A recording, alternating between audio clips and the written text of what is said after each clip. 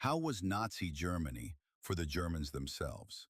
We often study the war, the battles, the atrocities, but rarely the everyday life of the people who lived inside that routine.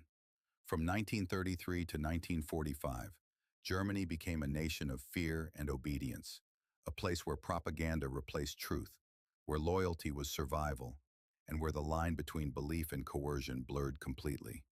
Today, I'll show you what life was like, not just for soldiers or leaders, but for teachers, mothers, children, and workers, those who lived, suffered, and tried to make sense of it all.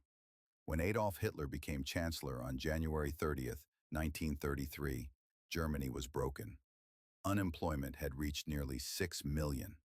The democracy of the Weimar Republic was collapsing.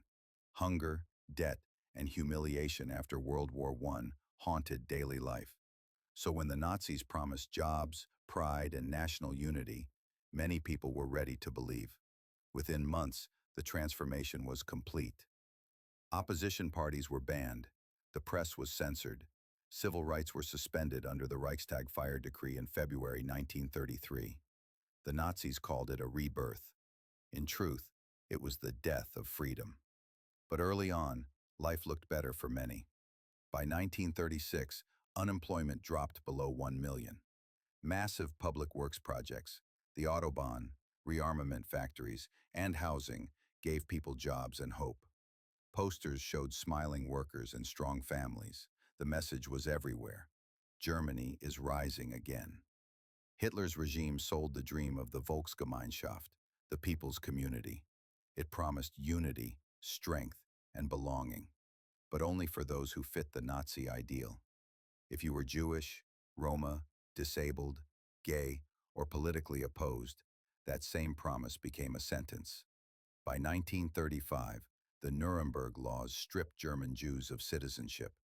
They could no longer marry Aryans, vote, or hold public office. Teachers were ordered to remove Jewish children from classrooms. Doctors were forbidden to treat Jewish patients.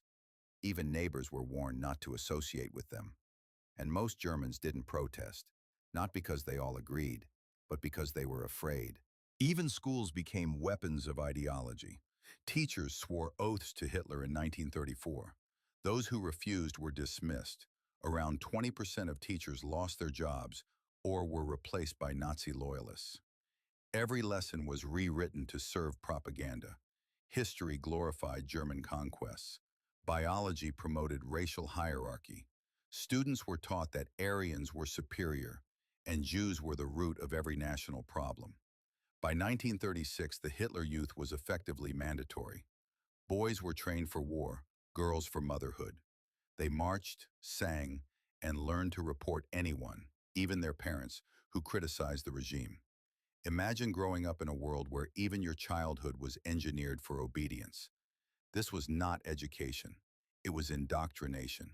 And it built a generation that believed serving Hitler was not only right, but moral. For ordinary workers, daily life looked organized and carefully controlled. Independent trade unions were abolished in May 1933, replaced with the German Labor Front, DAF. Strikes became illegal. Wages were fixed. The government decided where you could work, how long, and for what pay. To keep morale high, the Nazis launched the Strength Through Joy program, offering subsidized holidays, theater tickets, and even cruises. But there was a catch. Every factory, every workplace had party informants. A careless joke about the Führer could end your career or your life. The Gestapo, the secret police, grew into a network of fear. By the late 1930s, around 40,000 officers operated across the country, but they relied on hundreds of thousands of ordinary citizens to report un-German behavior. Children reported their parents. Neighbors reported each other. Surveillance wasn't just from above, it came from next door. On September 1st, 1939, Germany invaded Poland. For many Germans, the first months of war felt like triumph. France fell in 6 weeks. Norway, Denmark, the Netherlands all surrendered. Propaganda painted the army as invincible. Films glorified conquest. The press praised Hitler as a genius. But the war also brought rationing, conscription, and censorship. The longer the war lasted, the harder life became. By 1942, the economy was on total war footing. Every resource, every hand, served the army. Fuel shortages crippled transportation. Clothes were rationed. Soap and coffee disappeared. People learned to reuse everything. Melted down metals, recycled fabrics, watered down food. Even as the hardship deepened, public resistance stayed small. Why? Because punishment was immediate and brutal. If you told an anti-Nazi joke, you could be reported and executed. If you hit a Jewish neighbor, your entire family could be sent to a concentration camp. Between 1933 and 1945, more than 700,000 Germans were arrested for political reasons. Tens of thousands were executed without trial. For most citizens, silence became survival. By 1943, the war was turning against Germany. Cities became targets. The Allied bombing campaign destroyed nearly every major urban center. Hamburg burned in July 1943, a firestorm that killed around 40,000 civilians in a single week. Dresden followed in February 1945, killing tens of thousands more. Millions fled from the east as the Red Army advanced. 11 million refugees in total, trudging through snow, hungry, terrified. Families slept in bomb shelters or ruins.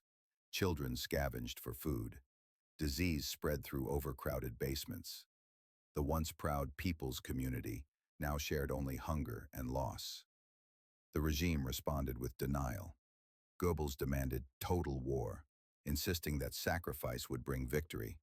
Posters screamed, "Do you want total victory or total defeat?" But defeat was already certain. A few brave Germans refused to stay silent. University students in Munich, the White Rose movement, distributed leaflets condemning Hitler's crimes. They wrote, "We will not be silent. We are your bad conscience." They were caught and executed in 1943. Pastors like Dietrich Bonhoeffer joined underground resistance networks. He was hanged just weeks before the war ended. Even within the military, conspiracies emerged. The July 20th, 1944 plot tried to assassinate Hitler. It failed. More than 7,000 Germans were arrested in its aftermath. Nearly 5,000 were executed. In 1945, Germany collapsed. Bombs fell daily. Fuel ran out. Cities starved. Children as young as 12 were drafted into the Volkssturm, the last-ditch civilian militia. When Hitler took his own life on April 30th, 1945, most Germans heard it on broken radios, sitting in the rubble. By the time the war ended, over 7 million German civilians were dead. The country's infrastructure was shattered, and as Allied forces liberated concentration camps, the German population confronted a truth almost too terrible to face. The propaganda, the loyalty, the silence, all of it had led to unimaginable horror.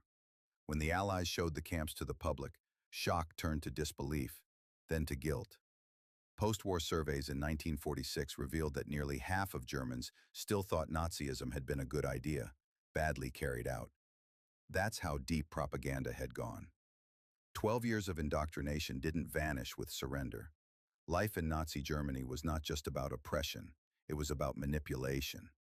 It showed how easily fear can disguise itself as pride, how lies can sound like hope, and how ordinary people can become part of something monstrous simply by doing nothing.